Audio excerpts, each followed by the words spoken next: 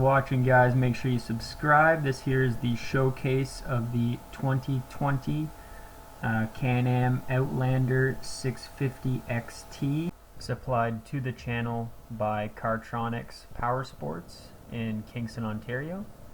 So if you're in the market for a brand new Can-Am, Sea-Doo, Ryker, Spider, any snowmobiles whatsoever, make sure you go in and ask for Steve Keller and just let him know that Nick and Lyndhurst XMRMY sent you, and he'll make sure he takes care of you. So as you can see with the XT, they have the red on black color scheme. Came with 26-inch Terracross tires. They're 9 in the front and 10 in the back. This is a bone stock ATV. It has a Link Q rack at the front, Link Q rack at the back, as well as the Can-Am Link Q storage box on the rear end. Other than that, this bike is absolutely brand new. I picked it up at 0.4 kilometers. The ride that you're going to be seeing today, that will be the showcase ride, I started that ride at 50 kilometers, so I just finished my belt break-in so that I could ride it properly, as opposed to being worried with engine braking and the proper braking of the belt. So yeah, just enjoy, and make sure you subscribe. Alright, so it's -3 outside. Rocking Cartronics demo bike here. We got a 650 XT Outlander 2020. Looking pretty sharp with the red and black. Gonna see how she handles today.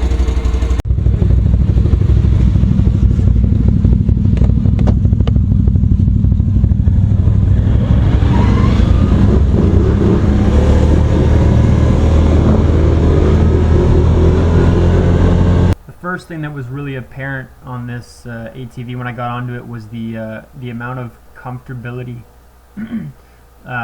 Just as how comfortable it was when you sit on it, and especially when you start riding. The suspension is basically like riding a mattress. It's extremely absorbent. I felt like you weren't bouncing around a whole lot, especially on obviously very rough terrain, which is what these machines are meant to be taken on, more so obviously in hunting trails, any sort of terrain that is not maintained year-round.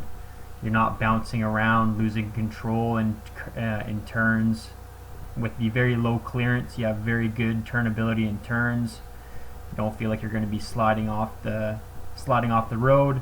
And as well too, what you're going to notice is the tire choice. The tires that are on them, the Terracross, are meant for very uneven, loose dirt terrain, not hard packed stuff. So it's going to very well keep you on the track in tight turns, especially at fast speeds.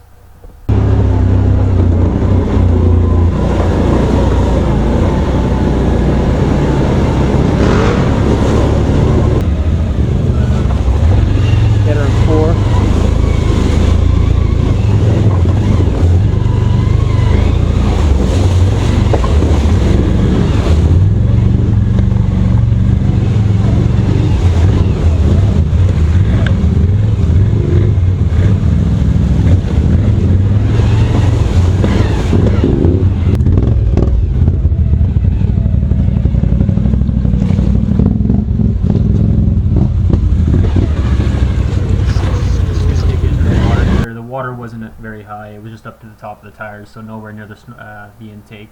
But as you can see, the power is definitely there. It all depends on obviously how you ride it. But yeah, for the most part, it goes through the water very well. What I noticed with the Outlanders is the front ends are not shaped like V's and downwards like trains. The Outlanders are shaped pretty much like a truck or like a plow. So when you're going through water, the machine tends to plow that water in front of you. So if you're doing any winter riding, you're going through broken ice, you're going to more than likely end up pushing quite a bit of stuff in front of you.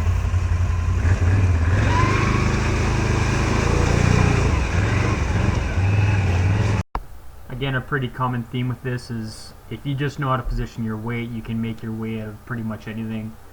up on 3 wheels, you know, that disco lock will compensate and obviously pull you out of whichever hole or situation you're in.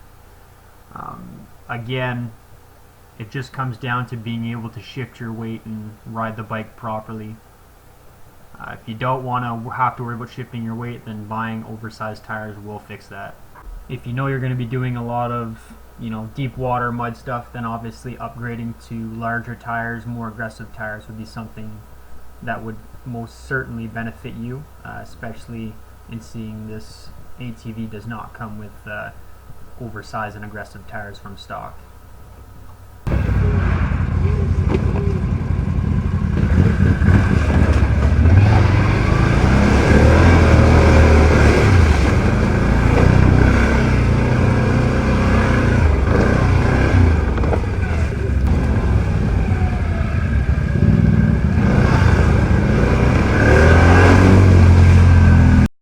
But overall, you know, 26-inch tires, tear across, stock tires, not very aggressive, more meant for hard packed trail, obviously not what we're using it for here, but it is doing very well. Once again, all you have to do is shift your weight, make sure that you can grab onto something with the tires, and once it grabs, it's got lots of power to pull you out.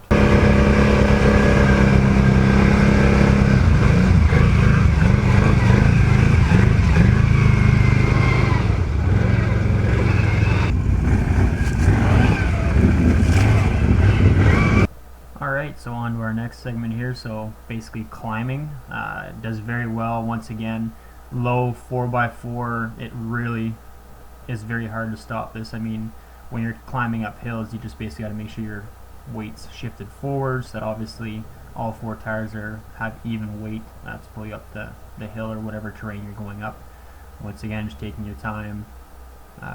It really all comes down to what kind of tires you're using.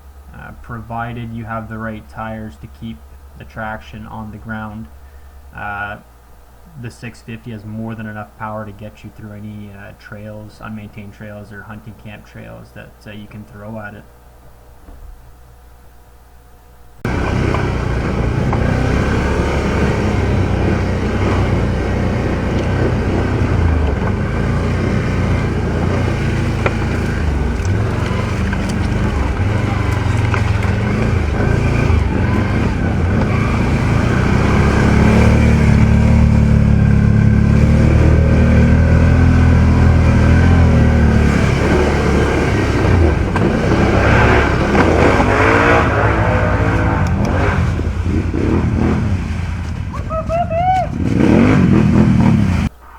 So overall, the bike handled extremely well, much better than mine did, the XMR.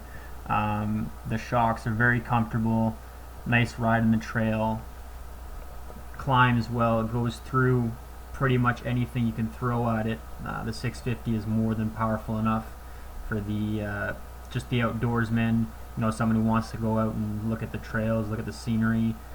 It does have the possibility and the potential to be a mud bike.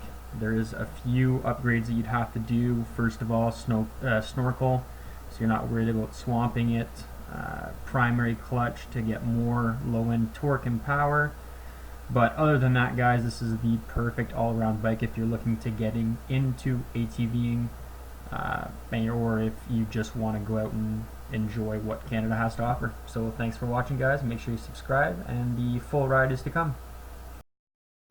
Thank you to Stephen Keller and Sue Vanderveer over at Cartronics Power Sports for allowing us to show you different content than what you're used to. So we're just going to keep it coming. So make sure you subscribe and enjoy the show.